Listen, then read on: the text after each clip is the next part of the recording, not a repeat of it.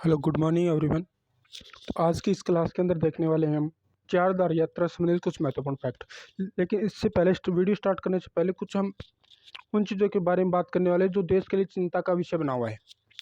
देश के लिए चिंता का विषय ये है क्योंकि वहाँ पर जो यात्री जाते हैं, श्रद्धालु जाते हैं चार धाम यात्रा करने के लिए, वो अपने साथ पॉलीथीन का बैग ले जाते हैं।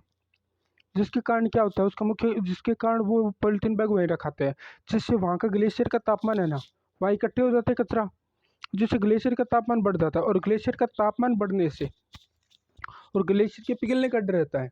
और ये उसी प्रकार है जिस प्रकार 2008 के अंदर 2008 के अंदर केदारनाथ के अंदर जो बाढ़ आई थी, उसी के परिणाम स्वरूप बोला जा रहा है कि ये उसी का रूप ले सकते हैं अब की बार।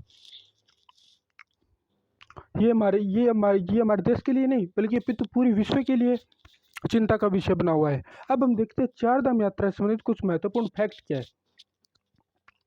अब हिंदू मान्यताओं के अनुसार चार धाम चार दिशा में स्थित है, यानी चार धाम का मतलब चार दिशाएं। उत्तर के अंदर कौन सा आ गया? बद्रीनाथ। दक्षिण में रामेश्वरम आ गया जो तमिलनाडु के अंदर है। पूर्व में जगन्नाथपुरी आ गया जो उड़ीसा के अंदर है। और पश्चिम में द्वारका आ गया जो श्री कृष्ण का धाम है, द्वारका। और यहाँ पे जो चार धाम के लेकर जो दिखाया गया है फोटो के अंदर, वो देख सकते हैं आप। अब उत्तराखंड में बद्रीनाथ है। बद्रीनाथ उत्तराखंड के अंदर है, पहला चार धाम। उसमें चार धाम, उसके अलावा तीन अन्य मुख्य धार्मिक स्थल है। इन चारों को छोटा चार धाम कहा जाता है। सॉरी, यहाँ पे मिस प्रिंट हुआ है। यहाँ पे इन चारों धामों को क्या कहा जाता है? छोटा चार धाम कहा जाता है। इसमें क्या बद्रीनाथ के अलावा बद्रीनाथ, गंगोत्री, यमुनोत्री शामिल है। बद्रीनाथ, गंगोत्री, यमुनोत्री, एक और रह गया, वो शामिल है।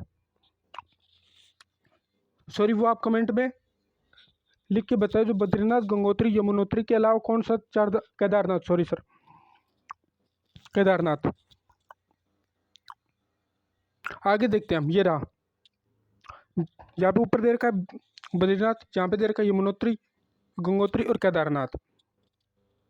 अब परंपरागत रूप से यमुनोत्री चार धाम का पहला पड़ाव, यानी कि जो उत्तराखंड के अंदर जो चार धाम के अंदर यात्रा करते हैं उसका पहला पड़ाव है यमुनोत्री। और जो धरती से 3225 मीटर की ऊंचाई पर स्थित है। और यहाँ जो मौजूदा यमुनोत्री के अंदर यमुना नदी का मंदिर बना हुआ है, और जिसका निर्माण किसने करवाया था? जयपुर की महारानी गुलेरिया ने करवाया था 19वीं शताब्दी के अंदर। अब यमुनोत्री मंदिर के पास कई गर्म पानी के स्रोत है, जो सबसे पहले यहाँ पे श्रद्धालु आते हैं यमुनोत्री के अंदर। यमुनोत्री में क्या आते हैं श्रद्धालु, क्या करते हैं, चावल और आलू को अपने कपड़े के अंदर बांध कर लाते हैं और पानी में पकने के लिए छोड़ देते हैं। और जैसे ही वापस लौटते हैं ना, तो इसे प्रसाद के रूप में घर ले जाते हैं। ये तो थे हम यमुनोत्री के बारे में फैक्ट। अब देखते हैं गंगोत्री में गंगा नदी का मंदिर है, जो का है, जो गंगोत्री से 19 किलोमीटर आगे गोमुख ग्लेशियर से निकलती है।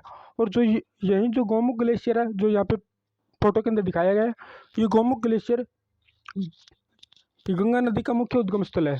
और जो गंगोत्री धाम समुद्र तल से 9,980 फीट की ऊंचाई पर स्थित है। 9,980 फीट की ऊंचाई पर स्थित है, जो कि फोटो के अंदर दिखाया गया है। और यहीं से गंगा नदी का मुख्य उद्गम स्थल माना जाता है। जैसा कि हम पढ़ते हैं कि जो गंगा नदी का उद्गम स्थल गंगोत्री को माना जाता है, लेकिन गंगोत्री नहीं है, गोमुख ग्लेशियर को क्या माना जाता है? गंगा नदी का उद्गम स्थल माना जाता है। अब आगे चलते हैं।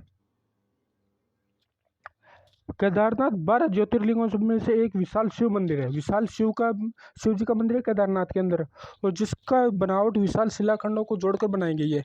और यह 11,746 फीट की ऊंचाई पर स्थित है। इस प्रकार इसमें 2 या 3 क्वेश्चन बनते हैं कि केदारनाथ की औसत ऊंचाई कितनी है? 11,746 फीट ऊंचाई पर स्थित है। अब छोटा चार धाम का अंतिम जो धाम है वह बद्रीनाथ, जो भगवान विष्णु को समर्पित है। किसको समर्पित है? भगवान विष्णु को। और जो 10,276 फीट की ऊंचाई पर अलकनंदा नदी के किनारे बसा हुआ है। अब इस फैक्ट से 2 क्वेश्चन बनते हैं कि जो छोटा चार धाम का बद्रीनाथ किस नदी के किनारे बसा हुआ है?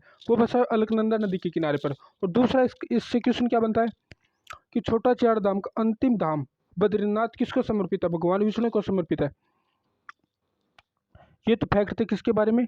केदारनाथ या नई जो चार धाम यात्रा के बारे में।